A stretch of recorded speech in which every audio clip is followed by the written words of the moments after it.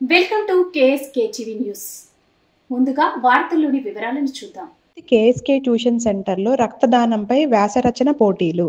అనంతపురం జిల్లా గుత్తి పట్టణంలోని KSK tuition centre నందు గురువారం కేఎస్కే ట్యూషన్ సెంటర్ అధినేత సునీల్ కుమార్ మరియు రెడ్ క్రాస్ సంస్థ శిక్షావళి ఆధ్వర్యంలో ఆగస్టు 15వ సంవత్సరం దినోత్సవం సందర్భంగా రక్తదానంపై వ్యాసరచన పోటీలు నిర్వహించారు. ఈ సందర్భంగా వారు మాట్లాడుతూ ఆగస్టు 15 స్వాతంత్ర దినోత్సవం సందర్భంగా విద్యార్థులకు రక్తదానంపై వ్యాసరచన పోటీలు నిర్వహించడం జరిగిందని, అందులో గెలుపొందిన విద్యార్థులకు ఆగస్టు 15న ముఖ్య అతిథులుగా మీదుగా సర్టిఫికేట్ మరియు బహుమతులు అందజేయబడునని తెలిపారు. ఈ కార్యక్రమంలో ఉపాధ్యాయులు, విద్యార్థులు పాల్గొన్నారు.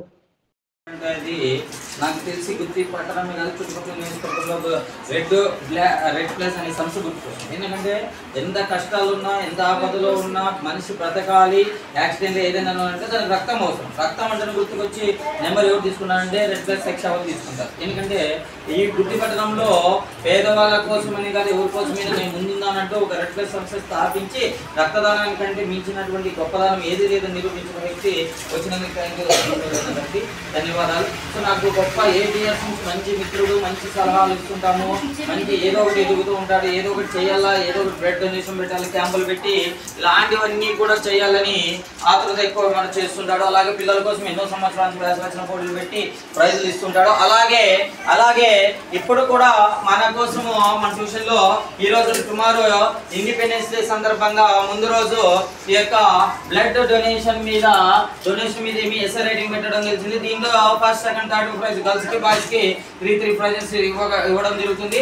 అలాగే మీకు పార్టిసిపెంట్ సర్టిఫికేట్ కూడా ఇవ్వడం జరుగుతుంది. సో ఓకేనా, అందుకు వచ్చినందుకు అసలు థ్యాంక్ యూ తప్పకుండా.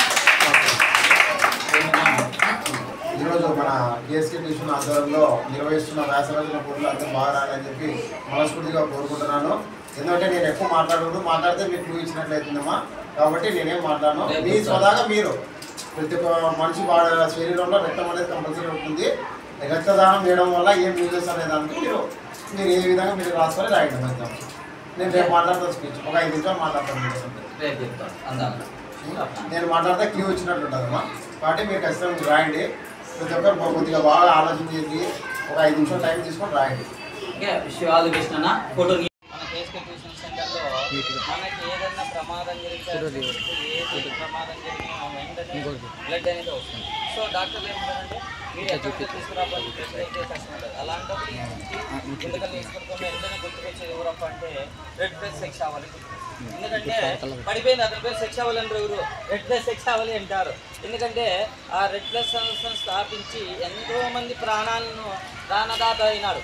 ప్రాణాలు కాపాడిన వాళ్ళు గొప్ప వాళ్ళు. అన్నం పెట్టేది ఇంకోటి అద్దరు పెడతారు, లేకుండా బతకచ్చు, కానీ రక్తం లేకపోతే ఎవరు బతకచ్చు. సో అలాంటి రక్తదాత దానం దాదాపు 40 times 30 times 30 సార్లు రక్తదానం చేసినారు. సో అలాంటి వ్యక్తి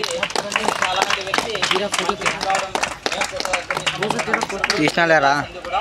సో రేపు ఎగ్జామ్స్ కండక్ట్ చేసిన వాళ్ళకి, రాసిన వాళ్ళకి పార్టిసిపెంట్ సర్టిఫికేట్ ఉంటుంది. బాయ్స్కి 3 ప్రైజెస్ ఉంటాయి. బాగా రాసిన వాళ్ళకి సెలెక్ట్ చేస్తా. సో కాబట్టి ప్రతి ఒక్కరు బాగా రావాలని కోరుకుంటున్నాను. రేపు స్వాతంత్ర దినోత్సవం సందర్భంగా మీ ట్యూషన్ ఆధ్వర్యంలో రేపు రక్తదానంతో వ్యాసరచన పోటీ పెడుతున్నామ్మా.